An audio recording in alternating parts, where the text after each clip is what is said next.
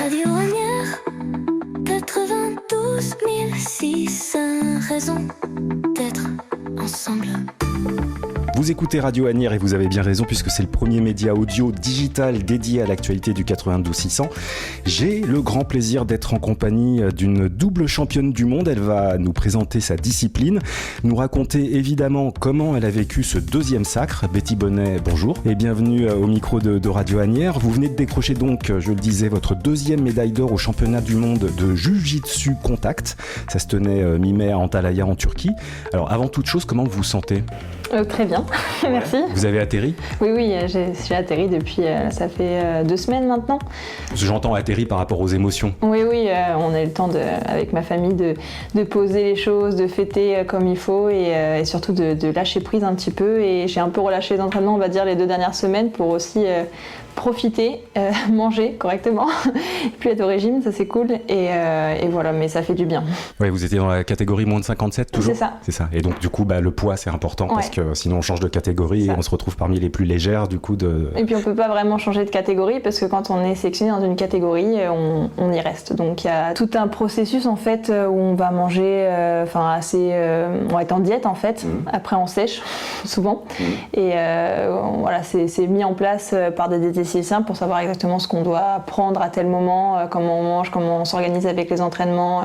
Voilà, tout ça, ça fait partie du package des entraînements et de partir sur des championnats du monde. Et du sport de haut niveau. On va y revenir au championnat du monde dans quelques instants, mais avant, j'aimerais bien que vous nous expliquiez en fait en quoi ça consiste, le Jiu-Jitsu Contact. C'est l'une des plus récentes formes de Jiu-Jitsu. En fait, le Jiu-Jitsu Contact s'est développé à l'international et c'est comme du MMA, sauf qu'on a un kimono, qu'on est sur un tatami, donc pas dans une cage, et on ne donne pas de coups au visage. Mais par contre, les coups de genoux, les coups de coude, au sol, debout, tout est autorisé. Voilà, les KO sont autorisés, les coups dans le foie sont autorisés, toutes les clés et étranglements possibles sont autorisés, mais on ne touche pas au visage. Ça permet de garder un peu l'intégrité aussi du combattant, et c'est ça la différence, on va dire, avec du Jiu-Jitsu Fighting, que je pratique aussi, et du Judo, que je pratique aussi, et du JJB, que je pratique aussi. Ça, c'est les Jiu-Jitsu brésiliens, c'est ça ? Jiu-Jitsu brésilien, c'est que au sol. Okay. Le judo, tout le monde connaît un peu, c'est la partie saisie-projection. Et le Jiu-Jitsu Fighting, en fait, c'est des touches. À la différence du contact, où c'est des frappes. En fait, on peut taper aussi fort qu'on veut, il n'y a pas de restriction à ce niveau-là. Au contraire, si on tape fort et que la personne abandonne, le combat s'arrête. Alors qu'au fighting, si on tape fort et que c'est pas une touche, le combat s'arrête, mais différemment. Il y a un choui pour la personne qui a fait l'action, et au bout de 2 chouis, c'est disqualification du combat. D'accord. C'est ça la différence, on va dire. C'est une sorte de carton jaune, carton rouge, quoi. Voilà, pareil. C'est comme ça. Et c'est d'origine japonaise aussi ? Le Jiu-Jitsu, en général, oui. Les dérives, oui et non, mais la base, oui. Puis vous portez des gants aussi, j'ai vu. Oui, c'est ça. On porte des gants, que ce soit au fighting ou au contact, on porte des gants. Donc au contact, c'est des gants proches du MMA, mais pareil, c'est bleu et rouge, les couleurs. Alors qu'au fighting, c'est des gants un petit peu plus fins. Oui, du coup, comme on frappe moins fort... Comme c'est des touches... Et au niveau des mouvements, je veux dire des prises et ainsi de suite, c'est quoi la différence entre le Jiu-Jitsu Contact et le judo, voire le karaté, parce que ça c'est un peu les sports que tout le monde connaît un peu plus, quoi. La partie saisie-projection, c'est exactement pareil. On attrape, on fait tomber. Toutes les techniques qu'il y a au judo, elles sont au Jiu-Jitsu, même plus, parce qu'au Jiu-Jitsu, il y a toutes les anciennes règles que certains pratiquants de judo faisaient à leur époque. Par exemple, l'époque de mon père, on saisissait les jambes en morotegari, et dans le Jiu-Jitsu Contact, c'est toujours autorisé. Donc, ça ne l'est plus, en tout cas, autorisé au judo aujourd'hui. C'est vraiment l'ancienne forme de judo. J'ai même vu des noms de prises au sotogari, par exemple, ça c'est du judo pur. Oui, c'est du judo pur. Le sport est relativement jeune. En France, c'est pas encore vraiment développé, le Jiu-Jitsu Contact. C'est fait par Bertrand Amoussou, qui a justement développé les règles à l'international pour pouvoir l'intégrer en France. En fait, c'est des choses qui se développent petit à petit, et le contact, ça permet aussi aux plus jeunes de pouvoir pratiquer une discipline qui se rapproche du MMA sans pour autant mettre en danger leur santé. Et surtout leur cerveau, on va dire, protéger les jeunes. Oui, parce qu'il y a du contact, comme son nom l'indique. Oui, il faut tenir. Oui, il faut penser à changer la position de la main en même temps que l'action. Comme le sabre. Oui, comme le sabre. Et à la fin, on tourne sa tête du côté opposé, comme si on rangeait son sabre pour que le partenaire suive le prolongement des épaules. Allez les filles. Et vous justement, comment vous y êtes arrivé? Donc si j'ai bien compris, ça a commencé avec le judo? Au tout début, je faisais du judo avec mon père, on a monté un club, voilà, c'était top, j'adorais ce que je faisais. Puis je suis vite partie en pôle espoir à Bretigny. Je suis devenue championne de France de judo en 2015, donc je suis partie au pôle France de judo à Orléans et j'ai adoré, j'ai continué à m'entraîner, j'ai fait 3 championnats d'Europe de judo universitaire, voilà, c'était top, je kiffais ce que je faisais, mais c'était pas, je commençais à m'ennuyer. On va dire que j'arrive à un stade où ça faisait quand même pas mal d'années que je pratiquais du judo et j'avais envie de découvrir un peu d'autres disciplines. Et on avait la chance en fait au pôle France d'Orléans d'avoir le Centre national de Jiu-Jitsu. Donc j'ai découvert le Centre national de Jiu-Jitsu un peu par hasard, et puis j'ai bien aimé, et en 2019 je fais le championnat de France de Jiu-Jitsu, je les gagne, je fais le championnat d'Europe, enfin le tournoi de Paris, je fais 3e, du coup je suis qualifiée pour les championnats d'Europe en Roumanie, je fais 3e aussi, du coup je suis qualifiée pour les championnats du monde à Abu Dhabi, je fais 3e, et ils me font combattre en équipe en moins de 63 kg en Jiu-Jitsu Newaza, et on fait champion du monde par équipe. Donc là, sur cette compétition, j'ai une médaille de bronze au championnat du monde, donc c'était incroyable, et une médaille d'or au championnat du monde par équipe. Donc c'était mon premier titre, on va dire, mais par équipe. Donc il y avait un fort potentiel, on va dire. Ouais, franchement, j'ai adoré. Puis après, il y a eu l'année Covid, donc ça a un peu ralenti le niveau. Et puis après, j'ai décidé de venir m'entraîner ici. Avec Sébastien Marty, donc mon entraîneur à Asnières. Donc je suis venue pour mon entraîneur Sébastien Marty et avec lui en fait on a déconstruit un peu toute ma partie 1 parce que je savais pas vraiment taper, je savais pas vraiment faire du jiu-jitsu, moi je savais faire du judo, faire tomber, tenir au sol et je mettais que des foules. Donc c'est-à-dire qu'à un moment donné, je mettais un coup de poing debout qui faisait un nippon, j'attrapais, saisie, je faisais tomber sur le dos, donc c'était un nippon en judo, et au sol, soit je faisais taper avec une clé, un étranglement, soit je tenais en immobilisation. Donc ça c'est les règles un peu particulières du jiu-jitsu fighting où on peut gagner s'il y a 3 hippons dans chaque partie, on va dire. Mais le combat, il n'y a rien, ça s'arrête pas, ça continue. Quand on à la différence du judo où hippon, ça s'arrête. Alors que là, il faut 3 hippons dans chaque partie pour que le combat s'arrête. D'accord. Donc j'avais beaucoup apprécié cette discipline et venir ici, j'ai déconstruit complètement ma partie 1 et j'ai vraiment appris grâce à mon entraîneur à reprendre les bases. Et vraiment, cette phase de déconstruction, elle a pris beaucoup de temps. J'ai fait des contre-performances où j'ai fait 5e, 3e au championnat d'Europe, 5e au championnat du monde. Et en fait, c'était contre-performance sur contre-performance, c'était un peu lourd aussi parce qu'il faut toujours se relever des échecs, tout de suite apprendre pourquoi j'ai perdu, comment faire pour pouvoir pas perdre la prochaine fois, et on continue. C'est un énorme travail de déconstruction. Et finalement, quand le jiu-jitsu contact est arrivé en France, on a commencé à en entendre parler. Moi, je me sentais un peu bridée dans le jiu-jitsu fighting parce que je tapais fort. Je me prenais souvent des chouilles parce que je donc les pénalités, les fameuses. Voilà. Je me prenais des pénalités parce que quand je tapais un peu fort. Et moi, jamais, si on me tapait fort, jamais je me serais plaint, jamais. Moi, j'ai l'habitude de serrer les dents, tu me tapes fort, il n'y a pas de problème. Et donc, ça me faisait vraiment, ça me dérangeait beaucoup que sur un combat où je vais prendre des filles qui vont me taper dans la mâchoire et où il y a des chouilles et moi je vais rien dire, du coup il y aura pas de chouilles, et quand je tapais un tout petit peu plus fort, elles simulaient, elles tombaient, donc voilà, comme si j'avais fait un truc exceptionnel alors que pas du tout, et je prenais des pénalités. Donc ça a commencé un peu à m'énerver, on va dire. Et donc en Thaïlande, il y a eu la possibilité de faire le jiu-jitsu contact. Donc en fait, c'était pas du tout répandu en France. Ça, c'était les mondiaux à l'automne dernier, c'est ça, 2025. Ouais. Donc déjà, je suis partie aux Jeux mondiaux de jiu-jitsu fighting. Donc j'ai été appelée 7 jours avant la compétition parce qu'en fait j'étais 5e sur la ranking list mondiale et fallait être la 4e européenne. Et moi j'étais 5e, malheureusement il y avait 4 européennes. Mais c'était les 6 premières qui étaient sélectionnées pour les Jeux mondiaux. Du coup pour moi j'étais pas sélectionnée, donc j'ai commencé à relâcher un peu l'entraînement, m'occuper de ma famille, donc manger un peu plus normalement on va dire, sans forcément faire d'excès, mais j'avais quand même pris pas mal de poids et donc j'avais 7 kilos en trop. Et 7 jours avant la compétition, ils m'appellent, ils me disent vous êtes sélectionnés, vous partez dans 3 jours. J'étais un peu prise de court, donc je me suis dit d'accord, donc tout de suite régime très très intensif, dont je donnerai aucun conseil parce que c'est pas du tout bon pour la santé. Même d'un point de vue diététique, je suis pas sûre que ce soit conseillé. Ouais. Donc attention, à prendre avec des pincettes, ceci n'est pas à faire et à reproduire chez soi. Mais voilà, j'ai perdu 7 kilos en une semaine et le jour de la compétition, je prends une double commotion cérébrale. Je pars aux urgences, donc en Chine, très loin de ma famille, c'était assez compliqué. Et en fait, après ça, j'ai eu je sais pas comment dire, mais à un moment où je me suis dit en fait je vais remettre tout en question, et je suis restée en Chine, je me suis écrit une lettre à moi-même pendant 4 ans et j'ai dit maintenant c'est terminé, je vais retirer dans ma vie toutes les personnes toxiques, tout ce qui m'empêche de réussir, et ça a fait partie en fait de ma façon de m'entraîner. J'ai tout changé. j'ai décidé de poser et de tout changer. Donc j'ai repris chaque point. C'est une remise à plat de tout le process, mais d'accord. de toute ma vie, en fait, vraiment toute ma vie. Okay. Et donc après ça, je contacte Bertrand Amoussou. Et je lui explique que j'adore le fighting, j'adore le judo, j'adore le JJB, j'adore tous les sports de combat en fait. J'adore le MMA, franchement, Il faut pas vous chercher, ça on a bien compris. Ouais. Pas forcément, mais en tout cas je m'éclate là-dedans. Et quand il y a eu l'arrivée du contact, qu'on a commencé à en entendre parler, il y avait un peu friction entre le fighting et le contact. Et moi je m'en fiche. En fait, les problématiques qu'il y a en interdiscipline, ça me regarde pas. Que je performe en judo, en jiu-jitsu ou en JJB, ça ne regarde personne. Ça ne regarde que moi et ma performance. Et donc j'ai voulu découvrir ça, et donc j'ai contacté Bertrand Amoussou. Je lui ai dit voilà, moi j'aime bien la bagarre, ça m'intéresserait de partir sur ce championnat du monde. Comme il n'y a aucun Français qui part, moi je suis prête à venir te voir, te montrer ce dont je suis capable, je fais beaucoup de résultats à l'international, est-ce que mon profil t'intéresserait? Donc ça a pris quelques temps, il a été super réactif, il a dit ok, bah attends, je vais voir ce qui est possible de faire, et finalement il me sélectionne pour les championnats du monde. Mais je suis la première Française à être sélectionnée pour les championnats du monde, et la première femme française à être sélectionnée.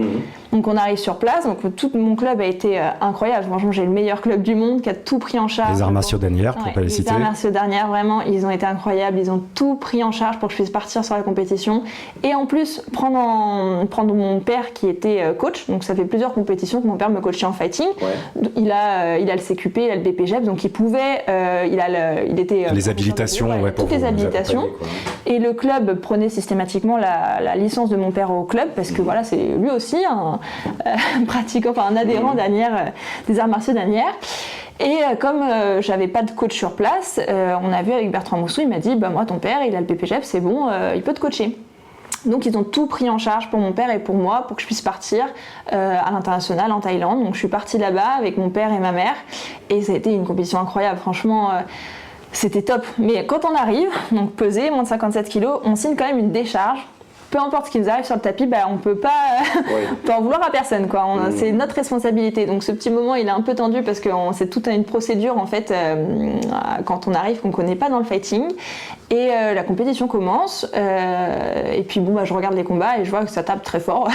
Là, c'est plus du fighting du tout. Je sens que c'est vraiment le niveau au-dessus, au niveau de l'engagement. Ouais. De l'engagement. C'est pas des touches. Et en fait, je sais que en fighting, je peux perdre des fois de 1 point. Mais 1 point, ça veut tout et rien dire. C'est vraiment l'appréciation de l'arbitre. C'est-à-dire que parfois, je vais taper parce que je suis du côté un peu décalé, l'arbitre va pas me mettre les points, alors que si j'avais été de l'autre côté, il m'aurait mis les points. Et franchement, cette injustice dans le fighting, quand on perd d'1 point de partir en finale et que ça nous joue notre sélection, honnêtement, c'est une frustration qui est pas dur à gérer. Qui est très dur à gérer, mais c'est surtout parce qu'on comprend pas en tant qu'athlète pourquoi pour 1 point finalement on perd le combat alors que là on l'aurait pas perdu. Puis franchement trop d'injustice dans le fighting à cause de cette petite stratégie de points, alors que dans le contact plus du tout. Là vraiment je me retrouve, je suis avec mon père, pas de pression, il me coach, il est là pour moi, je sais que il a une totale confiance en moi, il sait que je vais y arriver, et du coup bah, d'un autre côté je sais que je vais y arriver aussi. Donc j'ai pas douté une seconde du fait que j'avais tout donné, que je gagne ou que je perde, je m'en fichais, mais j'avais tout donné. Et juste avant de monter sur le tapis, je commence un peu à stresser finalement, parce que je vois le combat d'avant, ça s'envoie des parpaings, vraiment c'est assez violent. Mais mon père il me regarde, il me dit ça va le faire. Et donc là, je m'arrête, je me dis ok, ça va le faire. Je monte sur le tapis, je me concentre et c'est parti. Et en fait, d'attaquer sans me poser de questions voilà, j'y vais, je tape, j'attrape, je fais tomber. Et en fait, le judo, là, c'était, j'ai vraiment pu reprendre le judo que j'avais à l'époque, plus du tout être bloqué de oui, mais si tu fais tomber après, il y a les points de si. Non, là, t'attrapes, tu fais tomber, tu mets des patates au sol. Franchement, c'est une sensation qui est vraiment très libératrice. Enfin, c'est sans haine mais sans pitié, mais en même temps la personne avec qui je vais combattre à la fin, on va se prendre dans les bras et vous saluez, à partir du moment du respect, où on combat, on fait la bagarre. C'est la meilleure chose que je puisse aussi faire pour l'autre, parce que je te respecte et je donnerai tout pour ce combat, et à la fin je te serre la main et je serre la main de ton coach, et il y a aucune animosité, on va dire. Et c'est ça aussi que j'apprécie dans ce sport. Vraiment on s'envoie des parpaings et on se salue, et les filles dans le contact voilà, on s'entend super bien. Après la compétition on discute et tout, et je me dis mais c'est encore autre chose, c'est vraiment une autre discipline, et c'est incroyable. Et mais donc, vous finissez avec une médaille d'or. Et je finis avec une médaille d'or, donc je saute un tour. Je me retrouve en demi-finale contre une pays hispanophone, donc. Un tiers hispanophone. Et donc elle a gagné la médaille de MMA en Panamérique. Donc elle était super vénère au sol. Donc je savais dans ma stratégie qu'il fallait que je fasse attention quand je vais sur la partie JJB, quand on tombe au sol, de pas me prendre une clé et de perdre le combat comme ça. Donc le combat, ça a été pas mal de stratégies de on tape, j'attrape, fais tomber, mais je la relève, je la fais tomber, je la relève. Attention parce qu'il y a beaucoup de coups de genoux aussi quand on est en saisie, donc c'est un peu différent du judo sur ce point-là parce qu'on ne doit pas gagner de la même manière et surtout les techniques sont... Voilà, quand on va se prendre un coup de genou, on va pas forcément rester proche en contact avec l'autre. Et voilà, donc je gère bien mon combat, je gagne et je prends le Turkménistan en finale. Et donc on fait le combat et là je me prends un coup dans le foie. Mais vraiment un coup dans le foie, j'ai vu tout blanc. Je l'ai attrapé. Je l'ai fait tomber, je l'ai boité, on appelle ça comme ça dans le jargon, et on est resté au sol et je voyais blanc, je me dis je vais jamais me relever. Mais comme je suis tombée avec elle parce que je l'ai attrapée et que je l'ai saisie, j'ai fait la projection comme au judo, j'ai eu quand même quelques secondes au sol en me prenant plein de coups, mais quelques secondes où j'ai pu respirer et j'ai pas abandonné le combat. Mais j'ai pris un coup dans le foie. Franchement, mon père il a eu mal pendant 1 mois derrière, il avait mal dans le foie et c'est lui qui a pris toute la douleur, c'était vachement drôle. Mais voilà, donc le combat on remonte et ça continue, on s'envoie pas mal de coups de genoux et elle tape vraiment super fort dans le foie, donc il fallait vraiment me mettre en parallèle et puis voilà, je continue, je le sens super bien en judo, je fais des uchimata, des osoto, des trucs que je fais pas du tout normalement, mais là je le sentais et là voilà, le temps s'arrête. Décision à l'unanimité en fait parce qu'il y a 3 arbitres sur le côté plus l'arbitre central, ils donnent tous la victoire directement pour moi, il n'y avait même pas la question se posait même pas. Et voilà, et je gagne mon premier championnat du monde avec mon père qui a été mon premier coach en judo, mon premier coach en jiu-jitsu fighting et mon premier coach en jiu-jitsu contact. Et franchement, cette année 2025, 10 ans après mon premier titre de championne de France de judo, en fait, je me dis, waouh, c'était trop bien. Vraiment, c'était un voyage incroyable. Là, pour vous, est-ce que c'est comme au judo, c'est-à-dire que la compétition par catégorie, c'est sur une seule journée aussi, pareil, ou c'est sur plusieurs jours? En fait, la compétition en elle-même, elle va faire plusieurs catégories parce qu'on est assez nombreux, donc ça va se faire sur toute une semaine. Tous les jours, il y a des combattants de catégorie d'âge et de poids sur la compétition. Et moi, c'était le samedi. Et en fait, donc l'avant-dernier jour. Et en fait, on a l'avantage, c'est que la veille, on est pesé. Du coup, on a des tirages au sort et on peut savoir exactement à quelle heure on va combattre. Enfin, approximativement. Là, il y a eu un peu d'avance justement parce que les combats étaient, il y avait pas mal de soumissions et ça se terminait vite. Mais je savais à peu près à quelle heure je combattais. Et entre le premier combat de la journée donc et la finale, il y a combien de combats à peu près? Alors, il y en a qui ont fait 4 combats dans ma catégorie, mais moi, pareil, comme j'étais tête de série, j'ai sauté mon premier tour. D'accord, il y a des petits avantages à être bien classé. Quand on est bien classé, en fait, on a un avantage, on saute un tour. Et voilà, moi, j'ai fait que 2 combats. Finalement, je devais en faire 3. Mais le premier tour, je le saute vu que je suis tête de série. Et je prends une russe au premier tour. Et en fait, on fait le combat, donc je la fais tomber. Mais à un moment donné, je vais pour la faire tomber et elle me contre un peu. Et ils estiment que ça vaut pareil que ce que j'avais mis avant. Et au niveau des coups, c'est un peu, c'est un peu pareil. On s'envoie quand elle m'envoie un coup de genou, je lui envoie un coup de genou. Quand elle me tape dans la tête, enfin dans le ventre, je lui tape dans le ventre. Enfin, c'est un peu, c'était un peu équivalent. Et finalement, ils remettent 1 minute de décision. D'accord. Donc très tendu. De prolongation, quoi. Presque, prolongation, c'est ça. Et donc bien la première séquence, là, je me dis bon, il me reste 1 minute. Il faut tout donner là. Et en fait, la question, elle s'est même pas posée. Je suis arrivée, j'ai tapé super fort, mais j'ai vraiment mis un coup. Elle a reculé, je l'ai attrapée, je l'ai levée sur ma hanche et j'ai fait Utsuri-goshi, une technique de judo. Et en fait, ce mouvement-là, il a été unanime. Alors, elle est retombée, ça a été tellement sec, elle pouvait même plus bien respirer. Bien à plat, rien. Elle pouvait plus bouger en fait. Je suis retombée sur les côtes. La finale arrive, on se met tout de suite dedans et en fait, première séquence, elle se baisse et quand je tape, elle se prend mon poing dans la bouche. Et normalement, c'est disqualification, parce qu'on n'a pas le droit de taper au visage. Sauf que moi, je sais que j'ai pas tapé dans sa tête, j'ai tapé dans son corps et elle s'est baissée. C'est le mouvement de sa tête qui a rencontré votre poing. Je suis pas responsable de ce coup-là. Je l'attrape en plus dans la foulée, je la boite, on se retrouve au sol et là, elle commence à faire un peu du chiquet pour essayer de jouer la disqualification comme ça et elle montre à l'arbitre, elle m'a tapé dans le visage, elle m'a tapé dans le visage. Du coup, au début, ils me mettent une sanction parce qu'ils ont vu que c'était pas volontaire. Et le coach adverse fait un challenge. Donc un challenge, c'est sa carte où tu lèves et t'en as qu'un seul dans le combat pour faire une requête aux arbitres. Et là, il dit, je demande la disqualification de l'adversaire, donc de moi. Alors du coup, il y a quoi? Ces vidéos? Voilà. Comment ça se passe? Il regarde la vidéo et en fait, il voit sur la vidéo qu'elle se baisse et qu'en fait, elle est responsable du coup. Du coup, il me retire carrément, il me retire le coup au visage parce que il fait une demande de disqualification alors que c'est son athlète qui est en tort. Donc bon. Donc ils perdent un avantage quelque part. C'est ça. Et voilà, et le combat se passe bien. Je mets au moins 4 fois je la fais tomber, je la fais voler avec plusieurs techniques de judo. Donc il me semble que j'ai fait au Sotogari, il y a eu un Ogoshi aussi, à un moment donné donc j'allais faire Uchimata, elle s'est mise vers l'arrière, du coup j'ai fait Ko Uchigari. Et il y a un autre au Sotogari à la fin du combat pour finaliser. Et c'était une très très belle compétition. Enfin vraiment, j'ai passé un moment incroyable. Et votre père était là aussi? Et mon père était là puisqu'il m'a encore coaché. Et donc c'était notre deuxième victoire ensemble. Où on peut dire qu'on est tous les deux fois champions du monde. On change pas une équipe qui gagne, quoi, on dit. On change pas une équipe qui gagne, mais 3 fois avec le titre par équipe aussi. Parce qu'on compte aussi les titres par équipe. Voilà. Et cette deuxième médaille d'or, pas le fait, je vais pas vous demander en fait ce qu'elle représente en tant que telle, mais le fait de rester championne du monde. On va dire que déjà c'était un peu un aboutissement pour moi d'être championne du monde parce que depuis toute petite, j'avais toujours dit à mon père un jour je serai championne du monde. Je sais pas de quoi, mais un jour je serai championne du monde. Et donc au début je m'étais dit du judo, après du jiu-jitsu, fighting. Donc ça part d'un rêve de gamin, de gamine, je veux une médaille d'or. Ouais, je veux être championne du monde. Une médaille d'or au championnat du monde. C'est ça, les Jeux mondiaux c'était même pas important pour moi parce que je connaissais pas, c'était vraiment le terme championnat du monde. Et j'ai toujours dit un jour je serai championne du monde. Quoi qu'il arrive, peu importe, je serai championne du monde. La meilleure du monde. J'arrêterai jamais tant que je serai pas championne du monde de quoi que ce soit.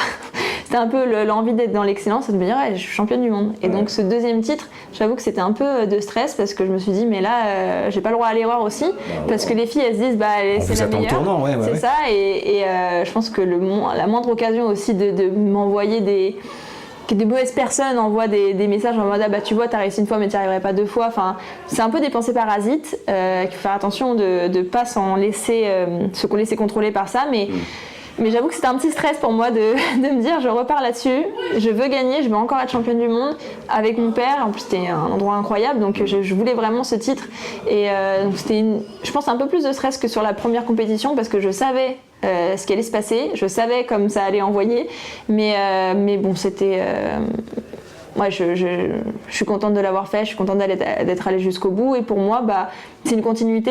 J'ai les championnats du monde normalement en Italie, on attend la sélection officielle du Jiu-Jitsu Fighting, donc il y a les championnats du monde en Italie par équipe et en individuel qui ont lieu en octobre et donc voilà pour moi c'est de continuer à m'entraîner, continuer à me préparer comme je le fais. Donc là ça va être du fighting, vous allez aussi... Voilà. Là je repars sur le fighting en octobre sur les championnats du monde.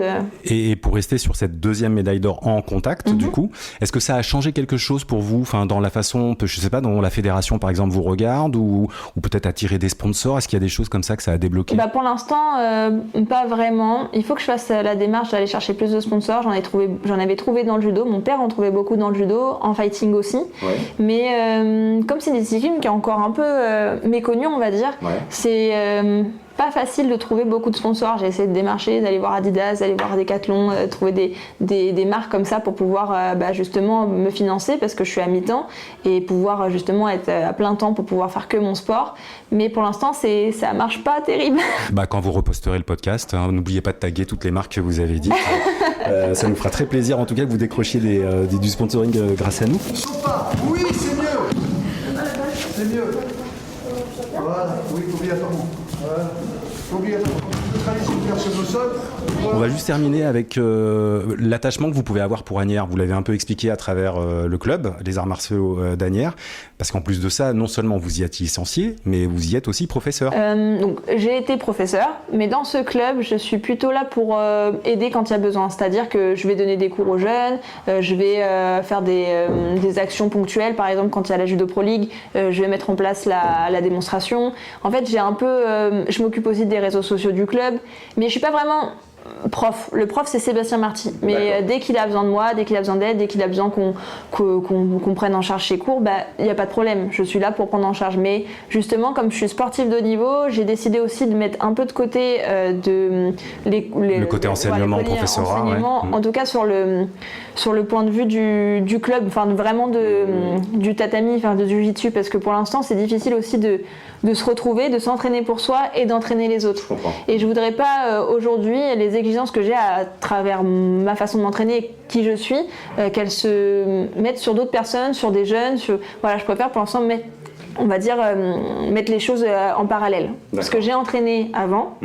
Aujourd'hui, je me consacre qu'à ma carrière. Et puis peut-être après, je reprendrai les entraînements en tant que prof. Oui, vous avez toute la vie pour ça. Pas tout de suite. Là, pour l'instant, c'est vraiment juste pour aider. Je sais pas, est-ce que vous avez d'autres objectifs là comme ça qui vous viennent en tête? Garder la médaille, la 3e? Ah oui, de repartir sur le contact, sur une 3e édition. Et après, c'est toujours pareil, c'est de continuer les compétitions en général. J'ai les championnats de France de JJB en kimono, en gi, ça s'appelle, dans 2 semaines. Et voilà, c'est de continuer à me préparer, continuer à m'entraîner, bien manger. Ça en fait partie. Et mes objectifs à court terme, c'est les championnats JJB. Après, c'est les championnats du monde. Et puis, de toute façon, c'est toujours la même chose. Championnat d'Europe, championnat du monde. Et vous nous faites une promesse, vous arrêtez de perdre 7 kilos en une semaine? Oui, ça, je fais la promesse d'arrêter de perdre 7 kilos en une semaine. En tout cas, on se fera un plaisir de suivre vos résultats sur Radio Asnières, que ce soit en fighting, en contact, en JJB, en tout ce que vous voudrez. Et surtout, si vous décrochez une nouvelle médaille d'or au championnat du monde. Et puis, toutes les prises, là, tous les mouvements dont vous avez entendu les noms, je vous conseille une page Jiu-Jitsu Contact sur le site de la Fédération Française de Judo. Vous verrez, il y a plein de vidéos pédagogiques hyper bien faites. Il y a donc sur tous ces mouvements de Jiu-Jitsu Contact. Et puis, il y a même une galerie photo avec une certaine Betty Bonnet. Vous êtes assez bien placé et on comprend pourquoi. Merci beaucoup en tout cas et je vous souhaite plein de bonnes choses et puis à bientôt. Radio Asnières, 92 600 raisons d'être ensemble.